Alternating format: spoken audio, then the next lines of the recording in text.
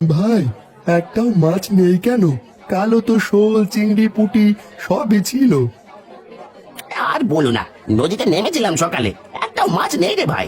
জাল টেনে তুললাম, শুধু কাদার পচা গন্ধ। আমার খেতেও একই অবস্থা। কুমড়ো, লাউ, ঢেঁড়স সব শুকিয়ে গেছে।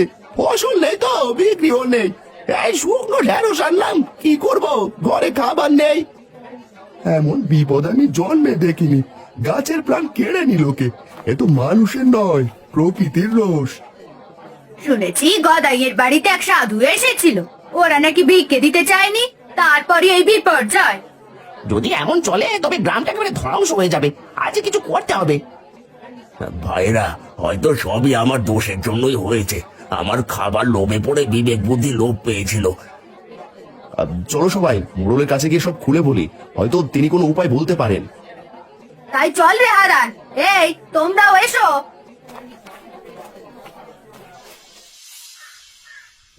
আমি সবই শুনেছি, কিন্তু কিছু বুঝতে পারছি না কিভাবে কি হলো।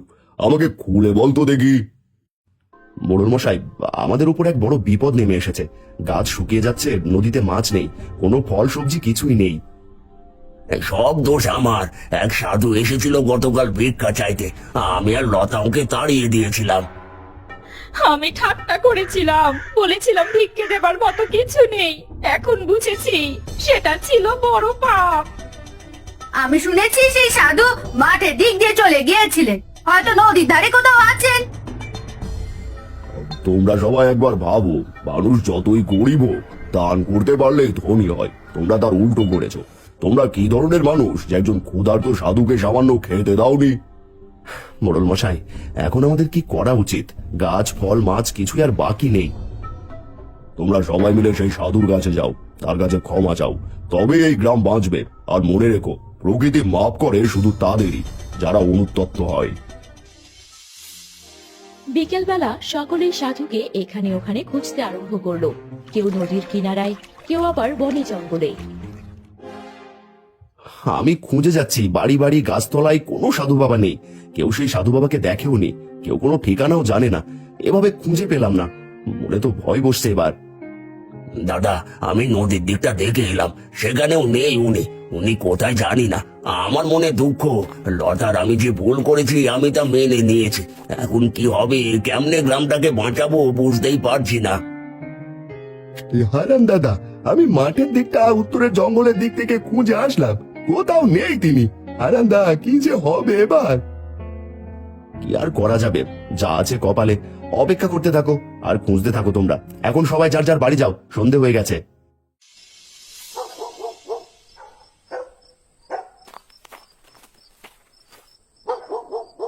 কি খবর? তোমার ভাইয়ের বাড়িতেও কি একই দশা? হ্যাঁ মালতী, ওদের গাছগুলো সব পচে গেছে। গ্রামে কোথাও একটাও ফল দেখা যায় না। বাজারে কোনো মাছ নেই, সবজি নেই। হাহাকার করছে সবাই। সেই সাধু বাবার অভিশাপে এমন হচ্ছে। কি বলছো এসব? পুরো গ্রামেই এমন হয়ে গেছে? কি যে হবে এখন? বাবা, তাহলে কি আমরা আর কোনো ফল খেতে পাবো না? পাখিরাও আর সারাদিন ডাকেনি। প্রকৃতি রেগে গেছে মা। আমরা মানুষ হয়ে অমানুষের মতো আচরণ করেছি। একজন ক্ষুধার্ত মানুষকে খেতে দিইনি, ফল তো ভোগ করতেই হবে। তুমি যদি সত্যিই মনে করো ভুল হয়েছে, তবে আমাদের সেই সাধু বাবাকে খুঁজতে হবে, ক্ষমা চাইতে হবে। হ্যাঁ, কিন্তু সে এখন কোথায় আছে কে জানে। মাঠ, নদীর পাড়, বটগাছের নিচ কোথাও দেখা মিলছে না। আজ সারাদিন খোঁজা হলো। বাবা, আমি তোমার সঙ্গে যাব সাধু বাবাকে খুঁজতে। যদি আমায় দেখে একটু মায়া হয়। আমি তো ছোট মানুষ, শুনেছি সাধুরা ছোট বাচ্চাদের অনেক ভালোবাসেন। তুই ছোট, তবু তোর কথায় বড় সাহস পাই। দেখি কি করা যায়। এভাবে বসে থাকলে তো চলবে না।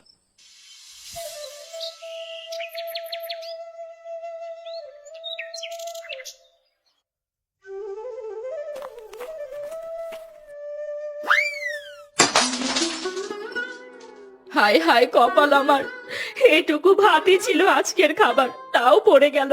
এখন কি খেতে দেব তোমাদের? আর যে কিছুই নেই বাড়িতে, এখন কি হবে আমাদের? কেঁদো না মালতী, কিছুই হবে না। ঘরে কিছু শুকনো মুড়ি আছে, তাদের 2-3 দিন চালিয়ে নিও। আমি পাশের গ্রামে যাব, দেখি কাজ করে যদি কিছু খাবার আনতে পারি তোমাদের জন্য। এভাবে যে আর চলবে না, মেয়েটা না খেয়ে থাকতে পারবে না। তুমি যেও না বাবা, আমি তোমায় ছাড়া কি করে থাকবো? আমাকে নিয়ে যাও। না রে মা, তা হয় না। আমি কাজে যাব, তোকে নিয়ে গেলে কাজ হবে না যে। আর দেখি সাধু বাবার খোঁজ পাওয়া যায় নাকি। ঠিক আছে বাবা, তবে তুমি যাও, আর সাধু বাবাকে পেলে আমাদের বাড়িতে নিয়ে এসো। তাকে দেখাতে হবে সবাই একরকম নয়, আমরা তার অনেক সেবা যত্ন করব। যাবে যখন সাবধানে যেও, আবার সময় মতো বাড়ি ফিরে এসো, আমরা অপেক্ষায় থাকবো।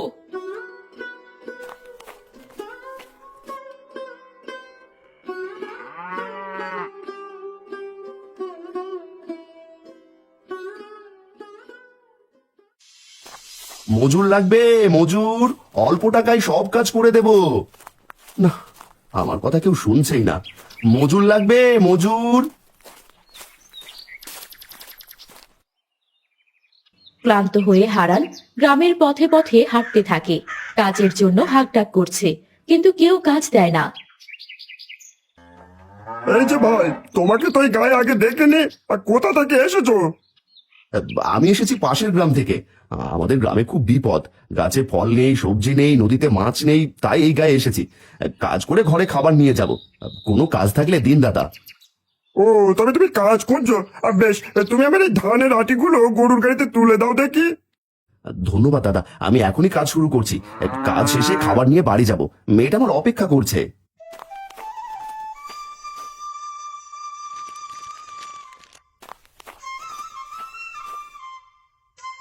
হারানের কাজ শেষ হলে কৃষক হারানকে তার পরিশ্রমের টাকা দেয়। সন্ধ্যায় হারান সেই টাকা দিয়ে খাবার কিনে বাড়ির দিকে রওনা হয়। ক্লান্ত শরীর নিয়ে গ্রামের চিন্তায় বিভোর হয়ে হাঁটতে থাকে অরণ্যের পথে। এই কে তুই? আমার গোটি উল্টে দিলি কেন? আমার সাধনার জল ছিল এতে, আমার কথা শুনতে পাচ্ছিস না? কি হলো? সাধু বাবা, কিছু বলবেন? আমি আপনাকে ঠিক খেয়াল করিনি। তুই আমার পানির ঘটি ফেলে দিয়েছিস। আমি ধ্যানে বসেছিলাম, তোর জন্য আমার ধ্যান ভেঙে গেল, আর তুই আমাকে দেখিসনি। সত্যি বাবা, আমি আমার গ্রামের চিন্তায় এমন বিভোর যে কিছুই খেয়াল ছিল না। আমায় ক্ষমা করবেন। তবে সামান্য ঘটি পড়ে যাওয়ার শব্দে আপনার ধ্যান কি করে ভাঙতে পারে সাধু বাবা? বুঝতে পেরেছি, আমার ধ্যান এই কমতি ছিল হয়তো। তোর গ্রামে কি হয়েছে যা নিয়ে তুই এত চিন্তায় আছিস, যা কিনা আমার ধ্যানের থেকেও বড় ছিল? আমি পাশের গ্রামেই থাকি। এক সাধু বাবার অভিশাপে আমাদের গ্রামের গাছে ফল সবজি কিছুই নেই, নদীতে মাছও নেই। আমরা সবাই অনুতপ্ত, কিন্তু সাধু বাবাকে খুঁজে পাচ্ছি না কোথাও। গ্রামের দু একজনের জন্য সবাইকে শাস্তি পেতে হচ্ছে। বুঝতে পেরেছি।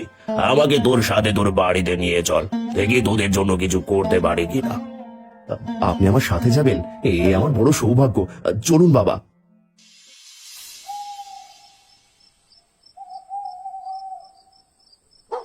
3 দিন হয়ে গেল তোর বাবা কাজে গেছে, এখনো তো ফিরে এলো না। আমার খুব চিন্তা হচ্ছে, এদিকে ঘরের মুড়িও শেষ। ওই দেখো মা, কারা যেন আসছে এদিকে। ওই তো, ওটা তো বাবা। বাবা এসেছে, বাবা এসেছে। হ্যাঁ রে মা, আমি ফিরে এসেছি খাবার নিয়ে। সাথে সাধু বাবা আছে। কদিন থাকবেন আমাদের সাথে? আসুন বাবা, আসুন, ভেতরে এসে বসুন। কি সৌভাগ্য আমাদের। তোদের এই দুর্দিনে নিজেরাই খেতে পারছিস না, আবার আমায় ঘরে নিচ্ছিস। কি খাওয়াবি আমায়? আমরা নিজেরা যা খাবো তাই না হয় কষ্ট করে খাবেন বাবা। এই দুর্দিনে বেশি কিছু খেতে দিতে না পারি, যা আছে তা ভাগ করে তো খেতে পারবো। বাহ, তুই তো খুব ভালো কথা বললি মেয়ে। তুই খুব বুদ্ধিমতী আর ভালো মনের মেয়ে। তোর কথা শুনে আমার মন ভরে গেছে। চল চল, ঘরে চল। সাধু বাবা, এই গরিবের ঘরে কেমন ঘুম হয়েছে জানি না। যাদের মন এত বড় তারা গরিব নয় রে। তোদের মতো যদি সকলেই থাকতো। আপনি হাত মুখ ধুয়ে অপেক্ষা করুন, আমরা আপনার খাবার ব্যবস্থা করছি। বাবা, তিনি সাধু বাবার জন্য হাত ধোয়ার পানি নিয়ে আয় তো। হারান, ব্যস্ত হোস না। শোন বাবা, আমি তোদের কিছু বলতে চাই। তোদের যত্নে বিনয়ে আমি খুবই খুশি হয়েছি। আমার যা বোঝার আমি বুঝে গেছি। একটা গ্রামে সবাই পাপী হয় না, তোর মতো ভালো মানুষও থাকে। দাদা, শুনলাম তুমি নাকি রাতে ফিরেছো। সাধু বাবা, সাধু বাবা, আপনি এসেছেন। আমাদের ক্ষমা করুন বাবা, আমাদের ক্ষমা করুন। আমরা পাপ করেছি। হ্যাঁ সাধু বাবা, আমাদের ক্ষমা করুন। আপনার অভিশাপ ফিরিয়ে নিন।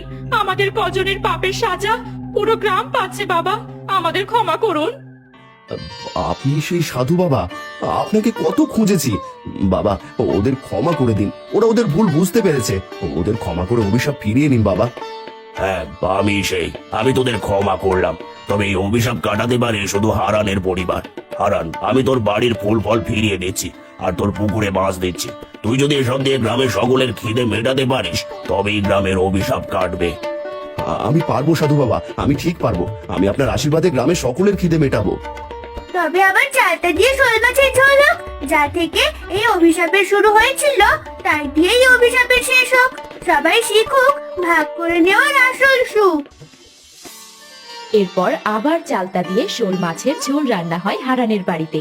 গ্রামের সকলে সেখানে ভোজ করতে আসে। ভোজে এসে সকলে তৃপ্তি করে খেয়ে যায়।